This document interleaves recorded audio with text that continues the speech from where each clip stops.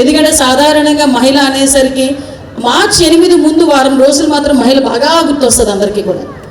ఎందుకు అర్థం కాదు కానీ మహిళలు అప్పటి నుంచి వస్తాయన్నమాట. మహిళా సాధికారిత, ఎత్ర నార్యస్తు పూజ్యంతే రమంతే తత్ర దేవత, ఇలాంటివన్నీ కూడా.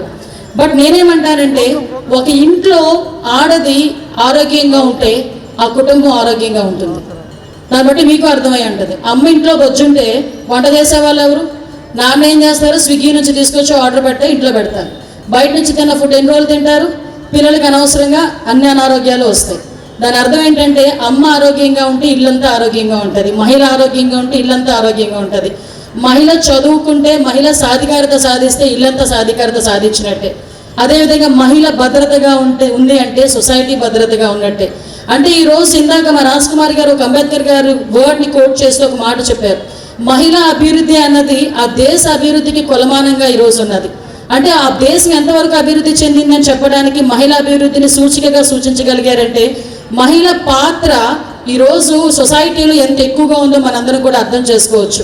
అటువంటి మహిళకి ప్రతిరోజు కూడా ఒక గౌరవాన్ని ఇస్తూ, ఒక మర్యాదనిస్తూ ఈరోజు సొసైటీలో ముందుకెళ్ళడమే కాకుండా మేమున్నామని ఒక భరోసా ఈరోజు మనందరం కూడా ఇచ్చే పరిస్థితి కూడా కనిపిస్తూ ఉంది.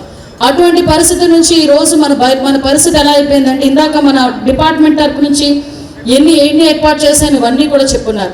కాకపోతే నా కన్సర్న్ ఏంటంటే యాజ్ ఎ హోమ్ మినిస్టర్గా, అదేవిధంగా ఒక అమ్మగా, ఒక మహిళగా నా కన్సర్న్ ఏంటంటే, ఇక్కడున్న చాలామంది మహిళలు ఉన్నారు కదా, మీ అందరికీ ఆడపిల్లలు ఉన్నారమ్మా? ఆడపిల్లలు ఉన్న వాళ్ళు ఒకసారి చేతులు ఎత్తండి.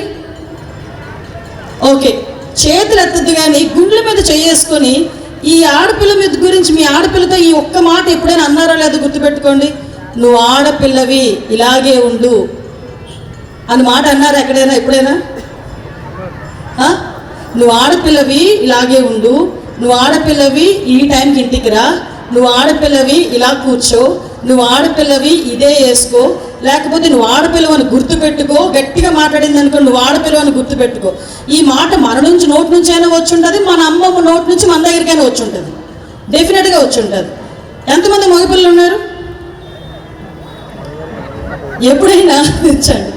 ఎప్పుడైనా మీ మగపిల్లాడితో ఏరా 7 గంటలు దాటిన తర్వాత ఎందుకు లేట్ అయిందని గట్టిగా అడిగారా? ఏరా అమ్మాయిని ఏదో ఏడిపిస్తున్నావు, ఎందుకురా ఏడిపించి ఎప్పుడైనా అన్నారా? ఆడపిల్లని ఇలా గౌరవించాలి, లేకపోతే తోలు తీస్తాను ఎప్పుడైనా అన్నారా? ఎస్, అనుంటే కనుక you are the best mother. Yes, you are the best mother.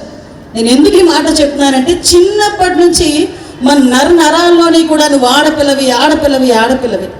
నేను కాదని చెప్పట్లేదు.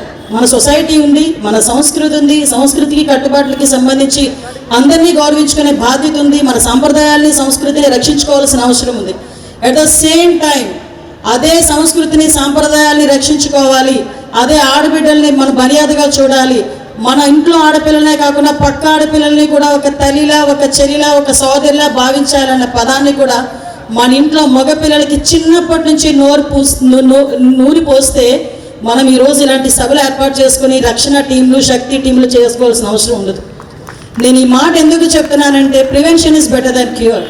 మనము క్రైమ్ జరిగేదానికన్నా క్రైమ్ జరగకుండా చూసుకోవాల్సిన బాధ్యత ప్రతి కుటుంబం నుంచి స్టార్ట్ అవ్వాలని నేను పేర్కొంటున్నాను. ప్రతి కుటుంబం నుంచి స్త్రీని గౌరవించాలి, స్త్రీని మర్యాదగా పెట్టాలి అని మనం బయటకు వచ్చి మాట్లాడే బదులు మన ఇంట్లో ఎంతమంది మన స్త్రీలను గౌరవించుకుంటున్నాం, మన ఇంట్లో ఎంతమంది మన స్త్రీని మర్యాదగా చూస్తున్నాం అన్న క్వశ్చన్ మన ఇంటి నుంచే కనుక స్టార్ట్ అయితే డెఫినెట్గా ఇలాంటి ప్రాబ్లమ్స్ రావు.